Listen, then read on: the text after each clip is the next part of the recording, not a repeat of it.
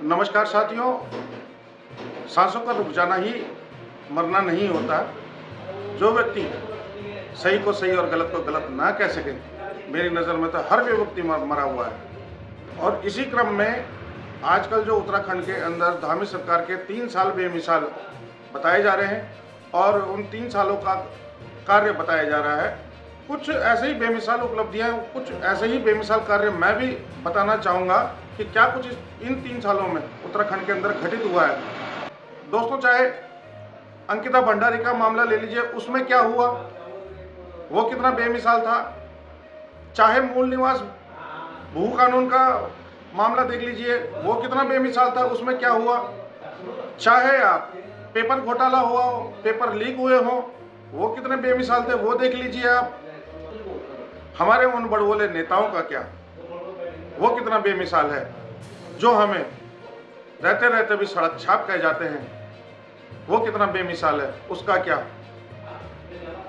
कहीं कोई नेता सर्वे भंतु संतु जंतु में ही अटक कर रह जाता है, वो कितना बेमिसाल है, उसका क्या। कहीं कोई नेता या था ही करता रह जाता है और यही करते करते वो मेयर बन जाता है, वो कितना बेमिसाल है, उसका क्या।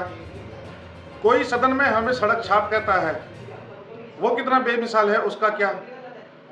किसी की कुर्सी फटी जीन्स के कारण चली जाती है और मन में मलाल रह जाता है, वो कितना बेमिसाल है, उसका क्या।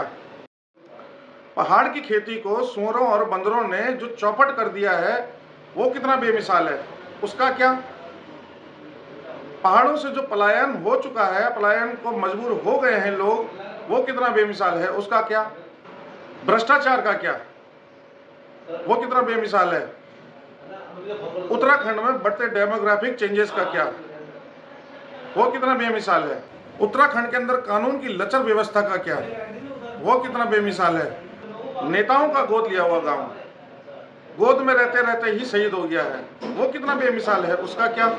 दोस्तों, एक बात हकीकत कहनी चाहूँगा कि जहाँ मूर्खों का मंच होता है, वहाँ हर कोई सरपंच होता है। और यहाँ तो देखा जा रहा है कि विगत 3 वर्षों से यहाँ एक से बढ़कर एक सरपंच नजर आ रहे हैं। उन्हीं की एक कथा मैं सुनाता हूँ कि एक सरपंच को मैंने कहा कि रामायण और महाभारत में कितना फर्क है, क्या फर्क है। तो दूसरा सरपंच कहता है कि रामायण जो है वो अपहरण का केस है और महाभारत जो है वो जमीन का केस है। अब आप बताइए कि क्या दशा और क्या दिशा हो रखी है हमारे उत्तराखंड की। क्या इन लोगों को हमने इसलिए वहां सदन में भेजा था? क्या इन लोगों के प्रति हमारी यही उम्मीदें हैं कि ये लोग अब इस प्रकार के अनर्गल बयानबाजी करेंगे? अभिव्यक्ति की आज़ादी हमें है और हम सवाल उन्हीं से पूछ सकते हैं जो सत्ता पे काबिज होते हैं। तो सत्ता पे जो काबिज होगा, सवाल भी उसी से किए जाएंगे। और तब ये सरकार अपनी उपलब्धियां गिनाती है। किस प्रकार की उपलब्धियां हैं ये? आपका कानून वहां क्यों दम तोड़ देता है जहां पर गरीब के उत्थान के लिए कुछ कार्य करना होता है। अब अंकिता भंडारी केस में ही ले लीजिए, उसके माँ बाप ने सीबीआई की जांच का एक सुप्रीम कोर्ट में मामला डाला था, सुप्रीम कोर्ट ने उसे खारिज कर दिया। क्या अब गरीब का यह हक नहीं है कि वो सुप्रीम कोर्ट में एक अपील डाल सके जिसमें कि वो अपने बच्चे के मर्डर केस के लिए सीबीआई जांच का आवेदन कर सके? अभी ताजा मामला आपका रुद्रप्रयाग के गौचरण का है, जहां की खबरें सोशल मीडिया पे अभी भरमार लगी हुई है उनकी। वहां पर देखा जा रहा है कि महिलाओं को किस प्रकार घसीट घसीट कर पुलिस वैन में भरा जा रहा है, कितना प्रताड़ित किया जा रहा है। वो लोग वहां के मूल निवासी हैं, वर्षों से, सदियों से, पीढ़ियों से वो वहां रह रहे हैं। वहां आपका कानून पुरजोर तरीके से उनका समर्थन, उनका हनन करता है। और वहीं दूसरी तरफ रोहिंग्या बांग्लादेशियों को आप भगाते हैं, परंतु एक सीमा हैदर को आप नहीं भगा सकते। आज भी वो इस भारत देश में रह रही है, वो अपने आप को अनपढ़ कहती है।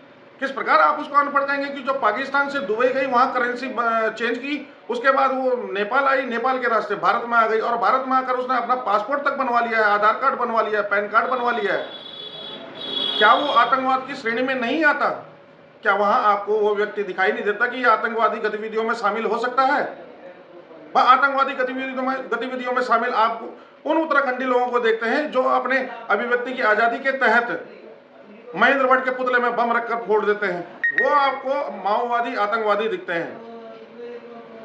तो किस प्रकार का यहाँ तंत्र काम करता है, किस प्रकार का यहाँ सिस्टम है और किस प्रकार का लचर कानून व्यवस्था है, जो कि एक अपनी आवाज़ को आगे रखने वाले को, अपने हक की आवाज़ को बुलंद करने वाले को जेल में ठूसती है, पकड़ के ले जाती है, मुकदमे दर्ज करती है, परंतु उन लोगों पर कोई कार्रवाई नहीं होती जो जबरन दूसरे का हक का हनन करते हैं, उनको मजबूर करते हैं कि वो सड़कों पर आए, सड़कों पर उतरें।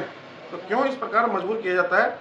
मेरा तो जनता से आह्वान ये रहेगा कि आप अपनी आवाज़ को पुरजोर तरीके से उठाएं और समय समय पर अपने नेताओं को, अपने जनप्रतिनिधियों को ये चेताएं कि हाँ, किस प्रकार हम यहाँ पर इन ऐसी घटनाओं को अंजाम नहीं होने देंगे। ये हर 5 वर्षों में नेता का कार्यकाल समाप्त होता है और वो बदल भी सकता है।